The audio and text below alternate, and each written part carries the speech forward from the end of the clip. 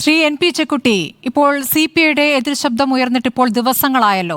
അത് ലേഖനങ്ങളായി വന്നു, പാർട്ടി മുഖപത്രത്തിൽ മുഖപ്രസംഗമായി വന്നു.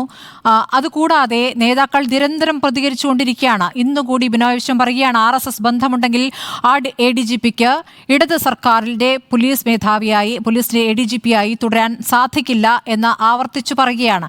അപ്പോൾ എന്താണ് അപ്പുറത്തൊരു നിസ്സഹായ അവസ്ഥ? DGPയുടെ റിപ്പോർട്ട് സ്വാഭാവികമായും ഇപ്പോൾ പൂരവുമായി ബന്ധപ്പെട്ട റിപ്പോർട്ട് നൽകുമായിരിക്കും. ആ റിപ്പോർട്ട് എന്തായാലും ഒരു രാഷ്ട്രീയ നിലപാടോടുകൂടി റിപ്പോർട്ടല്ലോ. റിപ്പോർട്ട് എങ്ങനെ വന്നാലും ഒരു രാഷ്ട്രീയ നിലപാട് ശക്തമായി വരേണ്ടതാണ് സാധാരണഗതിയിൽ CPM-ൽ നിന്ന്. പക്ഷേ ADGPയുടെ കാര്യത്തിൽ ഒരു അസ്വാഭാവികമായ ഒരു കരുതലില്ലേ? തീർച്ചയായും ഇടതുപക്ഷ ജനാധിപത്യ മുന്നണിയിലെ വളരെ പ്രധാനപ്പെട്ട കക്ഷികൾ, അതിൻ്റെ നേതാക്കൾ ഒന്നിലേറെ തവണ ഈ വിഷയത്തിൽ ശക്തമായിട്ടുള്ള അഭിപ്രായം പറഞ്ഞിട്ടുണ്ട്. CPI വളരെ ശക്തമായ നിലയിലാണ് പറഞ്ഞിരിക്കുന്നത്. മറ്റ് രാഷ്ട്രീയ കക്ഷികളും ഇതേ നിലപാടെടുത്തിട്ടുണ്ട്. മാത്രമല്ല, CPM-ൻ്റെ തന്നെ ഒരു പൊളിറ്റിക്കൽ പൊസിഷൻ നോക്കിയാൽ RSS-ഉമായിട്ട് ഒരു ചർച്ചയ്ക്ക് പോകേണ്ട യാതൊരു രാഷ്ട്രീയ സാഹചര്യവും CPM-നില്ല. ഇനി ഭരണപരമായിട്ടുള്ളൊരു ആവശ്യത്തിനാണെങ്കിൽ ഭരണപരമായിട്ടുള്ള ആവശ്യങ്ങൾക്ക് വേണ്ടി ചിലപ്പം RSS-ഉമായിട്ട് ചർച്ച നടത്തേണ്ടതായിട്ട് വരും.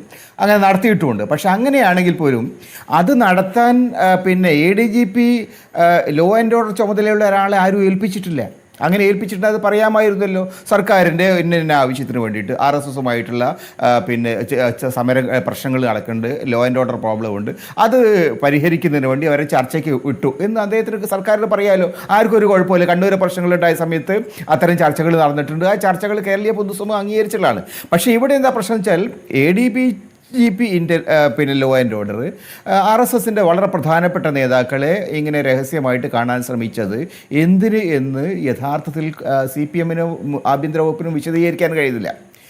സാധാരണയിൽ അങ്ങനെ ഒരു യാത്ര അദ്ദേഹം നടത്തുമ്പോൾ സർക്കാരിൻ്റെ പെർമിഷൻ ഇല്ലെങ്കിൽ സ്വകാര്യ യാത്ര എന്നിട്ട് ഏർപ്പാടില്ല. അത്തരം പദവികളിലിരിക്കുന്ന ആൾ, ഇപ്പോൾ LDF-ൻ്റെ കൺവീനറായിരുന്ന ഒരാൾ അദ്ദേഹത്തെ വീട്ടിൽ വന്ന് കണ്ടതാണ്. പക്ഷേ അതൊരു സ്വകാര്യ സന്ദർശനം എന്ന് പറഞ്ഞിട്ട് ആരും കൈ കഴുകിയിട്ടില്ലല്ലോ. അദ്ദേഹത്തെ സ്ഥാനത്ത് നിന്ന് മാറ്റേണ്ടതായിട്ടുള്ളത്. കാരണം രാഷ്ട്രീയമായിട്ട് ഒരു നിലയ്ക്കും യോജിക്കാൻ കഴിയാത്ത ആളുകളുമായിട്ട്, രാഷ്ട്രീയമായിട്ട് ഭിന്ന തലത്തിലുള്ള ആളുകളുമായിട്ട് രഹസ്യമായിട്ട് ഇടപാടുകൾ പാടില്ല. അപ്പോൾ ആ രഹസ്യമായിട്ടുള്ള ഇടപാടുകൾ എവിടെയോ ഉണ്ട് എന്നുള്ള സൂചനയാണ് ഇതിൽ നമുക്ക് കിട്ടുന്നത്.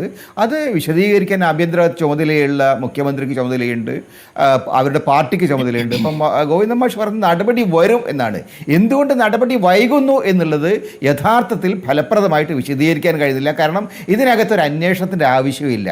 അന്വേഷണ വിഷയമല്ല ഇത് അദ്ദേഹം തന്നെ അംഗീകരിച്ചിട്ടുള്ളതാണ്. ഞാൻ പോയി കണ്ടിട്ടുണ്ടെന്ന്. ആ പോയി കണ്ട സാഹചര്യത്തിൽ അങ്ങനെയുള്ള ഒരാൾ ലോ ആൻഡ് ഓർഡർ ചുമതലയിൽ ഇരിക്കാൻ പാടില്ല. കാരണം കേരളത്തിലെ സാമൂഹിക അന്തരീക്ഷത്തിൽ, കേരളത്തിലെ പൊതു അന്തരീക്ഷത്തിൽ RSS ഉണ്ടാക്കുന്ന വലിയ കുഴപ്പങ്ങളുണ്ട്. കേരളത്തിലെ ന്യൂനപക്ഷ സമുദായങ്ങളെ സംബന്ധിച്ചിടത്തോളം അത് അവർക്കിടയിൽ വലിയ ഉത്കണ്ഠയുണ്ടാക്കുന്നുണ്ട്.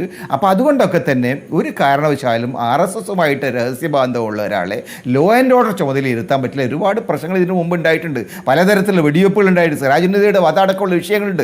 ഇത്തരത്തിലുള്ള ഒരു പാരമ്പര്യം കേരള പോലീസിനുണ്ട്. വളരെ അതിരൂക്ഷമായിട്ടുള്ള ഗുരുതരമായിട്ടുള്ള ന്യൂനപക്ഷ വിരുദ്ധ, പിന്നോക്ക വിരുദ്ധ സമീപനം പോലീസ് എടുത്തിട്ടുണ്ട്. അതിൻ്റെ പിന്നിലൊക്കെ RSS-ൻ്റെ സ്വാധീനമുണ്ട് എന്ന് ആളുകൾ സംശയിക്കുന്നുണ്ട്. ആ ഒരു അന്തരീക്ഷത്തിൽ കേരള പോലീസിൻ്റെ ലോ ആൻഡ് ഓർഡർ ചുമതലയുള്ള ആൾ അങ്ങനെ ഒരു നടപടി എടുത്തിട്ടുണ്ടെങ്കിൽ ഉടനെ മാറ്റേണ്ടതായിരുന്നു. മാറ്റാത്തതിന് ഉത്തരവാദിത്വം ആഭ്യന്തര വകുപ്പിന് തന്നെയാണ്, മുഖ്യമന്ത്രിക്ക് തന്നെയാണ് എന്നാണ് നമ്മൾ മനസ്സിലാക്കേണ്ടത്. പക്ഷേ അദ്ദേഹം വിശദീകരിക്കുന്നില്ല, പാർട്ടിയും വിശദീകരിക്കില്ല. അത് കൂടുതൽ പ്രയാസങ്ങൾ ഉണ്ടാക്കുന്നത് സൊസൈറ്റിയിൽ എന്ന് പറയാതെ വയ്യ.